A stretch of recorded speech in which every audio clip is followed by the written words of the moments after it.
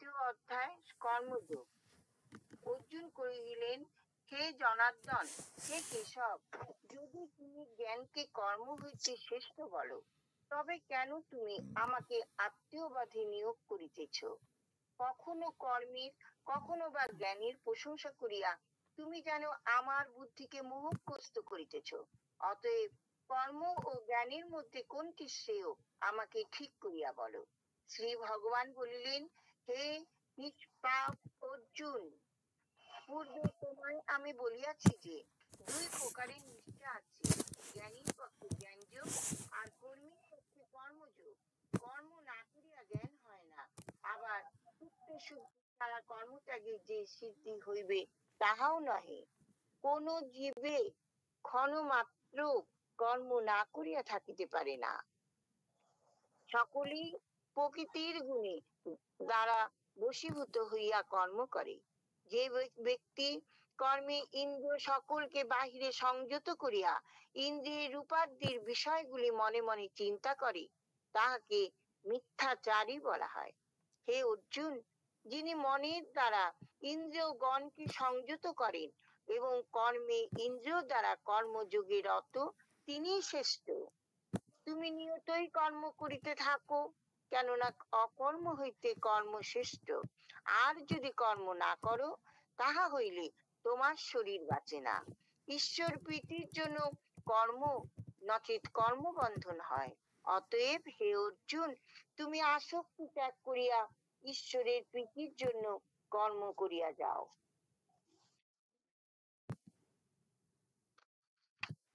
ব্রহ্মা সৃষ্টির প্রথমেই যজ্ঞ সহ মানুষ সৃষ্টি করিয়া বলেন, এই যজ্ঞ করিয়া তোমাদের দিন দিন উন্নতি ও ইষ্ট হোক। এই যজ্ঞ দ্বারা তোমরা দেবতাদের সন্তুষ্ট করো, আবার তাহারাও তোমাদের সুখী করুন। এইভাবে একে অন্যের উপকার করিলে উভয়ের মঙ্গল সাধিত হইবে। যজ্ঞে তৃপ্ত হইয়া দেবগণ তাহাদিগকে ইষ্ট ভোগ দিলেন। যে ব্যক্তি এই সকল ভোগ্য বস্তু দেবতাদের নিবেদন না করিয়া নিজে ভোগ করে, সে চোর। যজ্ঞাবিশিষ্ট অন্ন ভোজনকারী সর্বপাপ হইতে মুক্ত হইয়া থাকেন, কিন্তু যাহারা কেবল নিজের জন্য মন্ত্রপাঠ করেন, তাহারা শুধু পাপই ভোজন করেন। অন্ন হইতে জীব জন্মায়, বৃষ্টি হইতে নর জন্মায়, বৃক্ষ হইতে মেঘ জন্মায়, কর্ম হইতে যজ্ঞ জন্মায়। কর্ম বেদ হইতে এবং বেদ পরমেশ্বর হইতে জন্মিয়াছে। অতএব সর্বব্যাপী পরমেশ্বর সর্বদাই যজ্ঞে প্রতিষ্ঠিত আছেন। হে পার্থ, যে লোক এইভাবে প্রবর্তিত কর্মচক্রের অনুসারে না চলে, সে ইন্দ্র বিলাসী হইয়া বৃথায় জীবন ধারণ করে।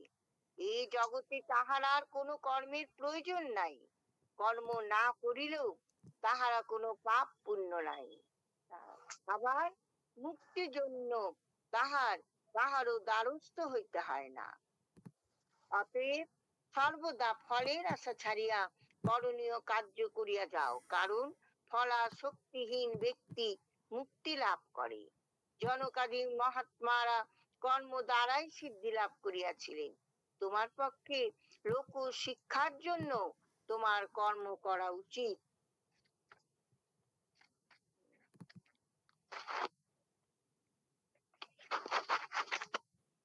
শ্রেষ্ঠ জন যাহা যাহা করেন, সাধারণ লোকে সেই সেই কর্ম করিয়া থাকেন। শ্রেষ্ঠ জন যাহা বলিয়া স্থির করেন, সাধারণ জনও তাহাই মানিয়া চলেন। হে পার্থ, তিলক তোমার করণীয় কিছু নাই, ত্রিভুবনে আমার অপ্রাপ্য কিছু নাই, তবুও আমি কর্ম করিয়া যাইতেছি। হে অর্জুন, আমি নিরলস কর্ম করিতেছি। যদি তাহা আমি না করিতাম, তবে নিশ্চয়ই মানবগণ আমারই পথ অনুসরণ করিত। আমি যদি কর্ম না করি, তবে এই সকল ব্যক্তি উচ্ছন্নে যাইবে। আমি তবে বর্ণ সংকরে কারক হইব এবং কারণ হইব, এবং সকল ব্যক্তি আমার দোষেই বিনষ্ট হইবে। হে অর্জুন, অজ্ঞান জন কর্ম আসক্তি হইয়া যেমন কর্ম করে, জ্ঞানীরা কর্মে আসক্ত না হইয়া লোক শিক্ষার জন্য এইরূপ ভাবে কর্ম করিয়া থাকে। কর্মে আসক্ত অজ্ঞ ব্যক্তিদের বুদ্ধি ভেদ জন্মাইবে না। বিদ্বান যোগযুক্ত হইয়া নিজ সমস্ত কর্ম করিয়া অন্যকে কর্মে লিপ্ত করাইবেন। প্রকৃতির গুণে সর্বপ্রকার কর্ম হইয়া থাকে, কিন্তু অহংকার বশে বিমূর্জন নিজেকে মনে করে আমি সব করি। হে মহাবীর অর্জুন, গুণ ও কর্মের বিভাগ যে প্রকৃতপক্ষে জানে, সে জানে যে গুণ সকল গুণাশ্রেয়ই থাকে এবং আমি করি বলিয়া মনে করে না। যেসব অজ্ঞ ব্যক্তি প্রকৃতির গুণে মোহগ্রস্ত হইয়া বিষয়াসক্ত হয়, অভিজ্ঞ জন এই সকল অজ্ঞজনকে বিচলিত করিতে পারেন না। অতএব তুমি আমাকে সর্বকর্ম অর্পণ করিয়া শ্রী ভগবানে মন রাখিয়া মমত্ব শূন্য হইয়া যুদ্ধ করো। যে সব ব্যক্তি শ্রদ্ধাবান হইয়া আমার কথায় দোষ ধরেন না, সর্বদাই আমার মতানুযায়ী চলেন, তাহারা কর্ম করিয়াও কর্ম হইতে মুক্ত হইয়া পড়েন।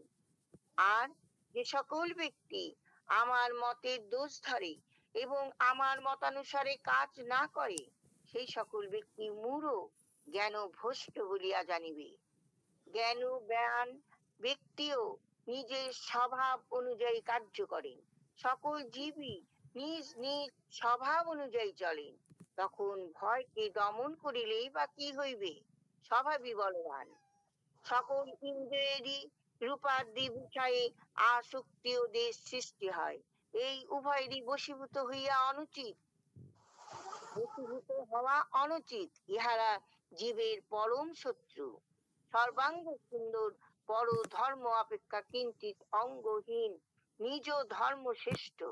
স্বধর্মে নিধন শ্রেয়, পর ধর্ম হয় ভয়াবহ। অর্জুন জিজ্ঞাসা করিলেন, হে কৃষ্ণ, মানুষ পাপ করিতে ইচ্ছা না করিলেও কে তাহাকে বলপূর্বক পাপ করায়?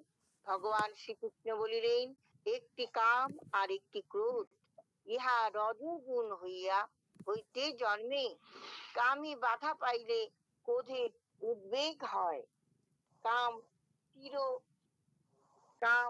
চির অতৃপ্ত, আর ক্রোধ অতি উগ্র। যেমন ধূপ অগ্নিকে, ময়লা দর্পণকে, চন্দ্র গর্ভের শিশুকে ঢাকা দিয়া থাকে, তেমনি কামও এই জ্ঞানকে ঢাকিয়া থাকে। হে অর্জুন, এই কাম মানবের শত্রু, ইহাকে সন্তুষ্ট করা যায় না। উহা অগ্নির মতো তাপ দিয়া জ্ঞানকে ঢাকিয়া রাখে। ইন্দ্রিয়, মন আর বুদ্ধি এই তিনটি কামের আশ্রয়। ইহাদের দ্বারা কাম জ্ঞানকে ঢাকিয়া মানবকে মোহগ্রস্ত করিয়া রাখে। অতএব হে অর্জুন, তুমি সকলের আগেই ইন্দ্রিয় দমন করিয়া এই দুষ্টু কামকে নষ্ট করো, কারণ এই কাম মানবের জ্ঞান ও বিজ্ঞানকে নষ্ট করিয়া দেয়। শরীরের চাইতে ইন্দ্রিয় শ্রেয়, ইন্দ্রিয়ের চাইতে মন শ্রেয়, মনের চাইতে বুদ্ধি শ্রেয়, যিনি বুদ্ধির চাইতে শ্রেয় তিনি আত্মা। হে মহাবীর অর্জুন, আত্মা যে বুদ্ধির চাইতে শ্রেয়, এই কথা জানিয়া বুদ্ধির সাহায্যে মনকে স্থির করিয়া এই ভয়ঙ্কর মহাশত্রু কামকে নাশ করো। ইতি কর্মযোগ।